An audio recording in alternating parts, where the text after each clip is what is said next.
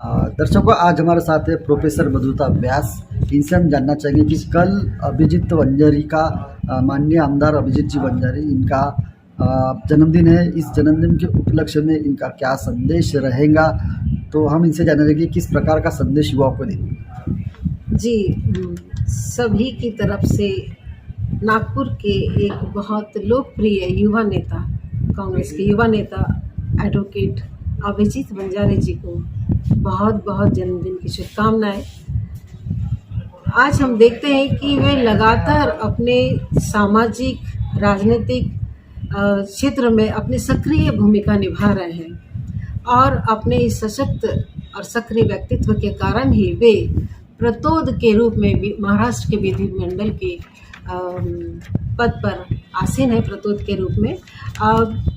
इसके पीछे कारण क्या हो सकता है कि उन्होंने देखिए एक पदवीधर मतदार संघ के रूप में विधान परिषद में चुनकर आए और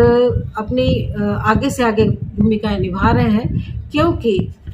दो पंक्तियां हैं उनके लिए कि सबके रंग में रंग जाए, कुछ ऐसा सरल मिजाज है, बड़े पद पाकर भी बदले नहीं, अभिजीत जी जैसे कल थे वैसे ही सबके लिए आज है।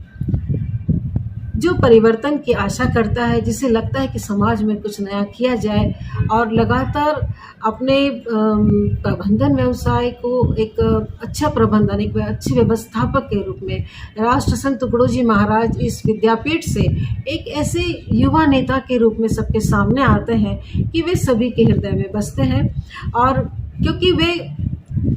काम नाम के लिए काम नहीं करते, वे काम के लिए काम करते हैं। जिसलिए कि जिसे कहते हैं ना कि कुछ लोग होते हैं जो वक्त के सांचे में ढल गए और कुछ लोग हैं जो वक्त के सांचे बदल गए। इसी प्रकार से परिवर्तन के लिए, परिवर्तन भी विकास के लिए, कुछ नई सोच के लिए, नई दिशा के लिए, दिशा निर्देशन के लिए वे अपने कार्यों से जाने जाते हैं। आज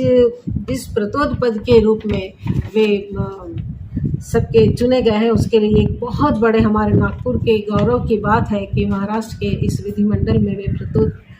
पद पर आए हैं। वे वकील होने के नाते अपने वाणी में सारभूत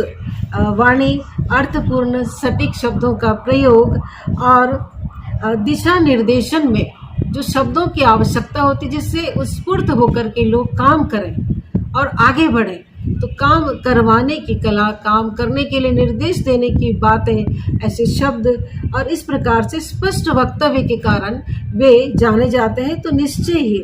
इस महाराष्ट्र राज्य के विधिमंडल के प्रतोद पद पर वे अपनी सशक्त भूमिका निभाएंगे और नागपुर का नाम और भी अधिक ऊंचा करेंगे। उन्होंने जब पदवीधर मतदार संघ से चुनकर आए थे तब कहा था कि मैं यहाँ के जो डिग्री लेने वाले सभी जो विद्यार्थी हैं, ये सभी को मैं रोज़गार के लिए ज़रूर मैं आगे लेके आऊँगा, कुछ न कुछ ऐसे नया काम करूँगा। मेरा ये कहना है कि आज देखिए कि रोज़गार बहुत कम हो गया है, बेरोज़गारी अभी भी है, तो क्यों ना हम कुछ ऐसा नया करें। जैसे कि उन्होंने एक बार अपने यूट्यूब चैनल पर भी कहा था किसी एक इंटरव्यू में कि मैं चाहता हूँ जिस तरह से मुंबई में फिल्म इंडस्ट्री है, उसी प्रकार में नागपुर पर भी अगर छोटे स्केल पर ही सही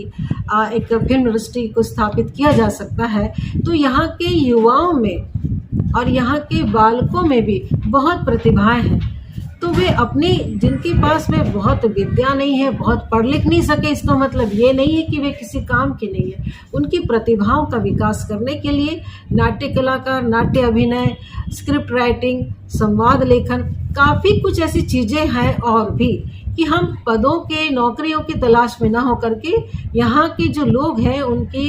व्यक्तित्व और प्रतिभा को निखारने हेतु वो भी बात हो सकेगी और उन्हें रोजगार भी मिल सकेगा और एक नया क्षेत्र आएगा, कुछ नया बने। इन महाविद्यालय ये सब तो बातें हैं ही सही, कंपनियां हैं ही सही, आज हर कोई डॉक्टर, इंजीनियर इस तरफ जा रहा है, पर नागपुर में बड़े बड़े कलाकार हुए, सुरेश भट्ट हुए हैं, यहाँ से अपने कवि के रूप में अपने देखिए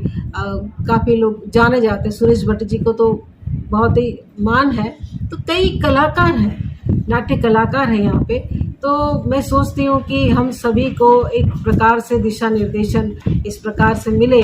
कि फिल्म इंडस्ट्री यदि यहाँ पर आ जाती है तो काफ़ी लोगों को एक उत्साह आ जाएगा। नागपुर में एक उत्साह लाने के लिए, लोगों के बीच में एक रंग लाने के लिए, उनमें एक नई सुबह उत्पन्न करने के लिए मुझे लगता है कि फिल्म इंडस्ट्री यदि स्थापित हो जाती है तो सभी को रोजगार की एक नई रुचि, एक नई जगह मिलेगी, एक नई रोचकता के साथ में लोग आगे बढ़ें। और नागपुर जो है वह बहुत, मतलब मैं तो सोचती हूँ कि मुंबई से आगे जाइए, उपराजधानी है, उपराजधानी रहती है, लेकिन ये कई कदमों से मुंबई से आगे आ सकते हैं क्योंकि यहाँ के लोगों में बहुत प्रतिभा है